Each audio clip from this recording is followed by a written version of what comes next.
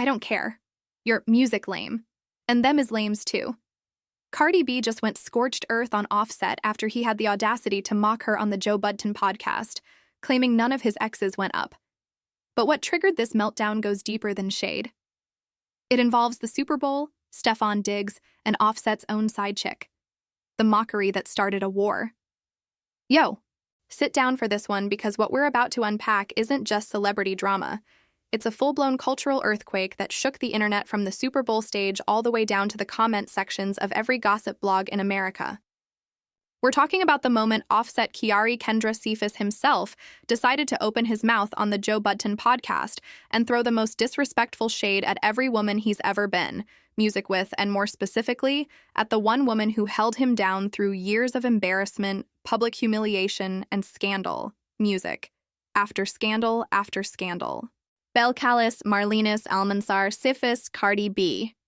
And what did Cardi do when she heard those words? She didn't just respond. Music. She didn't just clap back. She detonated like a bomb that had been ticking for 9 straight years. Let's set the stage properly so you understand the magnitude of what happened.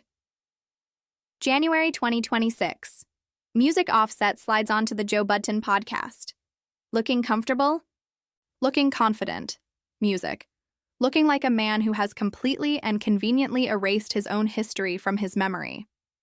And with music, the kind of audacity only a man who forgot every single scandal attached to his name could muster, he delivers a line that would echo across every timeline on X, every Reddit thread, every barbershop debate, and every group chat in America for weeks. Roll the clip. I ain't never met. None that I left went up. So I don't know how that experience. None that I left went up. Let that simmer for a second. Let that marinate in the absolute absurdity of who is saying it. This is a man whose serial infidelity was documented from the very first year of his marriage. Cheating videos surfacing in December 2017, barely 3 months after their secret September music wedding. 3 months. The ink on the marriage certificate wasn't even dry. And this man was already out here getting caught on camera with other women. This is a man whose name became synonymous with groupie love, who admitted infidelity in interviews, music, and had the nerve to blame it on the lifestyle. Like the lifestyle forced him to betray the woman carrying his child. This is the same man who crashed Cards Rolling Loud, set in 2018 with a Take Me Back sign made of roses begging for forgiveness on a music public stage while the entire world watched and half the internet cringed. And now this same man sits in a podcast chair, music, telling the world that nobody he left went up. The audacity wasn't just disrespectful. It was historically provably embarrassingly delusional, because the woman he's implying didn't go up. She's a multi-platinum Grammy-winning artist who literally, music, just performed at the Super Bowl. But we'll get to that part. The moment that clip hit the internet, Cardi went absolutely music nuclear. She took to Instagram Live, her battlefield of choice, the platform where she's made careers and ended them. And she did not hold a single thing back. The raw music emotion, the fury, the pain that had been compounding for nearly a decade of betrayal and broken promises came pouring out of her like volcanic lava, hot music, and unstoppable. And here's the thing about Cardi B that you need to understand. When she's hurt, she doesn't whisper. She doesn't music send a subliminal. She screams her truth to every single person willing to listen. I blocked you. Even though I know you was going to go to Atlanta, and I was like, I bet music. I didn't want to know what you was doing out there. I told you I blocked. That clip right there tells you everything you need to know about music, the entire dynamic of this relationship from start to finish. Cardi knew. She always knew that every single time Offset touched down in Atlanta, there were women waiting for him. She blocked him not because she didn't care, but precisely because she cared too much and the knowing was destroying her from the inside out. She didn't want the confirmation. She didn't want to see the receipts. She didn't want her phone blowing up with screenshots. She just wanted to survive the marriage without losing her mind. And for music, years, through pregnancy, through postpartum, through public scandal after public scandal, that's exactly what she tried to do. She swallowed the humiliation. Music. She took him back after filing for divorce in 2020, then took him back again after the 2023 accusations where Offset himself, Music, went on Instagram story, accusing Cardi being unfaithful, a post he deleted almost immediately, only for Cardi to clap back, calling him country music and fans to light. UPX with over 10K likes on posts, calling it karma, music for both. But the blocking, the silence, the self-preservation tactics she deployed to protect her own sanity, none of it stopped the disrespect from coming. And when Offset hit that Joe Budden podcast and sat there acting like he was the prize that women should be grateful to have had, Cardi snapped. She went right back on that Instagram live and delivered the line that had the entire internet on the floor. I don't music care. You're lame. And them is lames too. Lame. That's music, the word she chose. Not toxic, not narcissist, not any of the clinical therapy speak vocabulary the internet loves to throw around. Lame. Music. Because in Card's world, in the Bronx, in the streets, in the culture, calling a man lame is the ultimate dismissal. Music. It strips away every piece of bravado, every chain, every Instagram flex, every podcast tough guy moment. It says, "You are not significant enough to hurt me, Music, anymore. You and every single woman you've ever entertained while you were supposed to be my husband are beneath Music me." And she meant every syllable of that with her entire chest. But Cardi wasn't done. Not by a long shot. Because what Music Offset clearly didn't realize, or maybe what he absolutely did realize, and that's exactly why he was acting out on national podcast, is that Cardi had been sitting on a volcano of regret and resentment that went back to the very foundation of their relationship. Back to 2017, back to Selena Powell's claims of affairs with Offset during that first year. Back to the pregnancy with Culture when, according to leaked allegations that resurfaced in 2026, Offset allegedly abandoned Cardi during the birth of their firstborn daughter. And so, when the dam finally broke after that podcast, shade, what came out wasn't just anger, it was grief. Pure, unfiltered years in the making grief. Not none of them. Not none of them. But you, I regret you. I'm too good for you. I always been too good for you. I regret you. 3 words that carry the weight of an entire marriage collapsing in Music public view of every second chance given and thrown away. I'm too good for you. I always been too good for you. Music. And the streets agreed unanimously. The woman who filed for divorce in July 2024, Music citing irreconcilable differences, who had their daughter Blossom, born in September of that year while the marriage was actively disintegrating, who endured Offset, commenting on her lives, accusing her of being intimate with someone while pregnant, Music to which Cardi fired back with her now legendary "and did that woman had earned the right to say she was too good." Because the numbers don't lie, the accolades don't lie, the career trajectory doesn't lie, and Offset's podcast shade, it wasn't Music just wrong. It was embarrassingly, provably historically wrong. And that's just Music part 1. Because what came next? The Super Bowl? The woman named Pry, Stefan Diggs, and the most ironic twist in modern celebrity drama. That's where this story goes from personal to absolutely unhinged. The Super Bowl betrayal and the ghost of Offset's past. By the time February 2026 rolled around, Cardi B had done what everybody, every troll, every blogger, every armchair relationship expert on Reddit told her she couldn't do. She moved on. She left Offset behind, and she did not look back. She started a whole new chapter of her life with NFL wide receiver Stefan Diggs, confirmed their relationship publicly at a Knicks game in mid-2025, announced her pregnancy with him by September, and welcomed a baby boy in November, name still undisclosed to this day. The narrative around Cardi B had completely and fundamentally shifted. The blogs were calling it an upgrade. Music X was buzzing with takes like, Cardi upgraded from rapper drama to NFL money. That's a power move. She was glowing in every paparazzi shot. She was radiating peace in every interview. She was about to perform at the Super Bowl alongside Bad Bunny. Music life, for all appearances, had finally turned a corner towards something resembling happiness and stability. Music. But here's where the universe or karma or fate or whatever higher power you believe writes the script of celebrity relationships, decided to author the cruelest, most poetic, most devastatingly ironic plot twist that anyone in the history of modern celebrity drama has ever witnessed. Super Music Bowl LX, February 8th and 9th, 2026. The New England Patriots lose 29th to 13.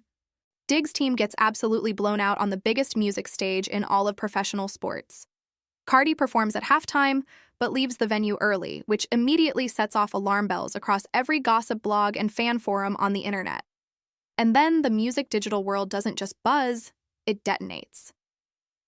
Because sitting in the friends and family section of that stadium, Music wearing a Wags jacket, standing on the secure field, holding credentials and access that only comes from being personally and deliberately invited by one of the players, was a woman named Pry.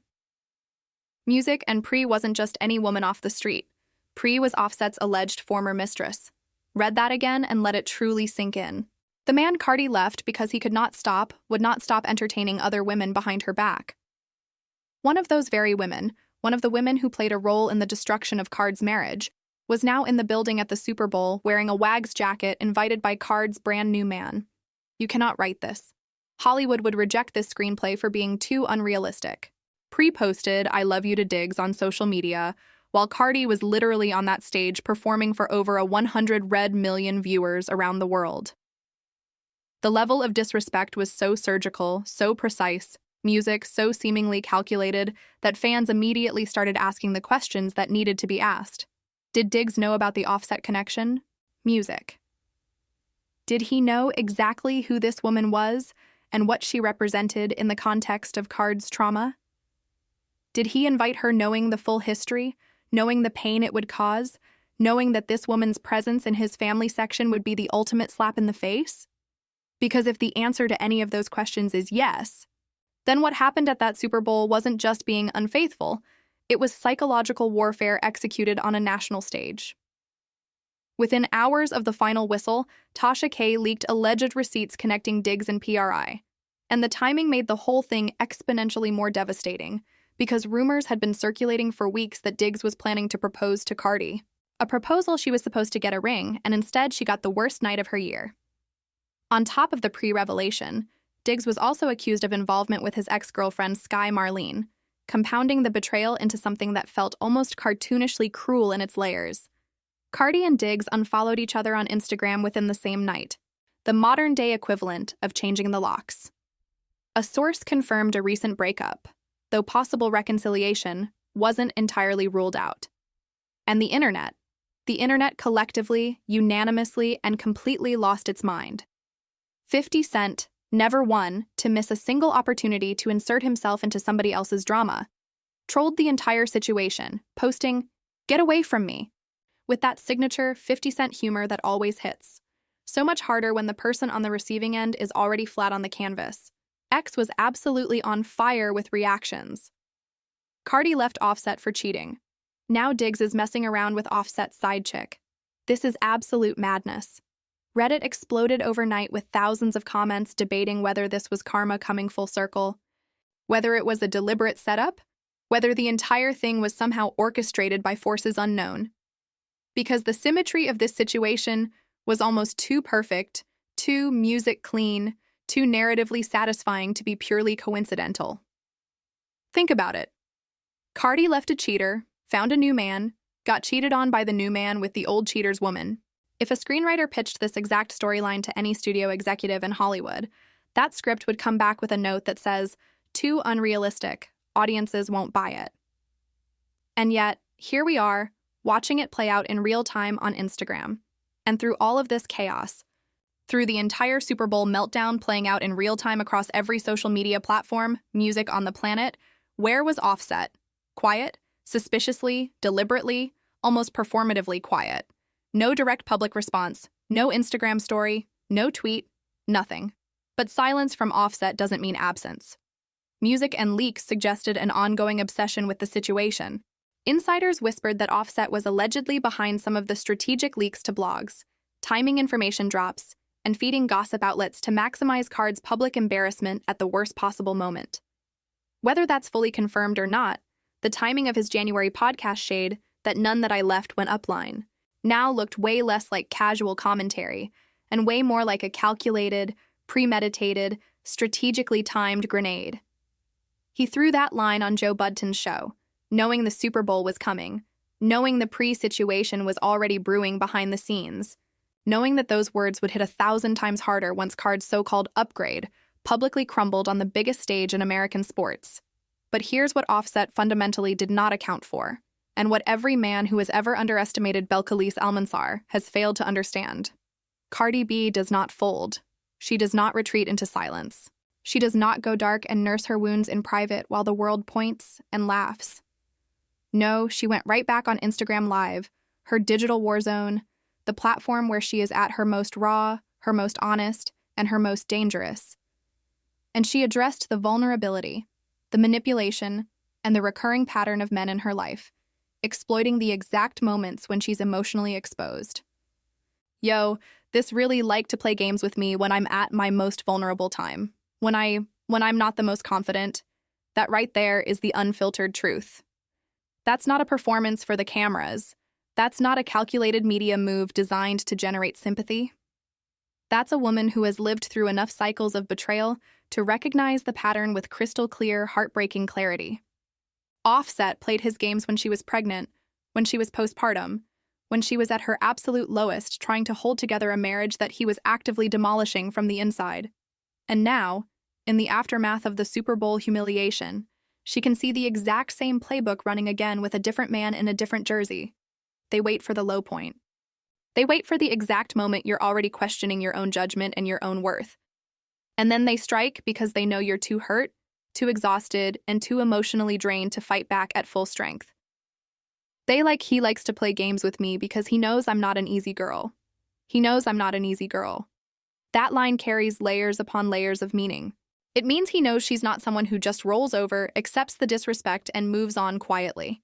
He knows she fights back publicly, music, loudly, and devastatingly. And that's precisely why he targets the vulnerable moments. The hairline cracks in her armor because those are the only windows where his manipulative games have any chance of actually landing a blow. The rest of the time, Card's armor is too thick to penetrate. Her confidence is too towering to undermine. Her mouth is too sharp and her platform is too massive for anyone to outmaneuver her. So he waits patiently, strategically for the opening. And that cold, deliberate, calculating emotional timing is exactly what transforms this entire situation from standard celebrity beef into something genuinely sinister. Music, threats, receipts, and the war that isn't over. Now here's where this story takes a hard, sharp music turn from messy and dramatic to genuinely dangerous territory. Territory where we're no longer talking about Instagram unfollows and subliminal podcast shots, but about potential criminal liability, music, and real-world consequences. Because Offset's behavior in late 2025 and early 2026 music wasn't limited to shading Cardi on podcasts and making subliminal Instagram moves. According to Selena Powell, the self-proclaimed industry insider who has spent years building a brand on exposing hip-hop's dirtiest secrets, sometimes with legitimate, verifiable music receipts, and sometimes with credibility that's debatable at best. Offset went completely, entirely, music, and unequivocally off the deep end in a way that shocked even the people who thought they had music already seen the worst of him. Powell leaked a FaceTime video recording in which Offset allegedly made direct, explicit, music violent threats against Stefon Diggs, specifically threatening to shoot Diggs in the knee, strip him, and rob music him. Read that one more time and let the weight of those words settle. That's not shade. That's not subliminal. That's not a metaphor buried in a rap verse that lawyers can argue about interpretation. That is a direct, explicit, on-camera violent threat against a professional NFL athlete recorded on FaceTime and distributed across the entire internet for millions music to hear and screenshot and save. The reaction on X was immediate, massive, and absolutely furious. Offset threatening murder. That's jail time. Posts racked music up over 9K likes calling him unhinged and dangerously obsessed. Reddit threads declared in music unison, "This is turning criminal. Offset secrets are spilling everywhere and somebody needs music to intervene." And yet, as of this recording, no lawsuits or restraining orders have been publicly filed in response to those threats. Though insiders consistently, music whisper, that Offset's actions could absolutely lead to serious legal consequences if Diggs or his team ever decide to pursue them. The Powell leaks didn't stop with the threats against Diggs. She also claimed that during those same FaceTime conversations, Offset revealed that he had abandoned Cardi during Culture's birth. A detail that, if true, adds an entirely new dimension of cruelty music to his "None That I Left" went up bravado on the Joe Budden podcast.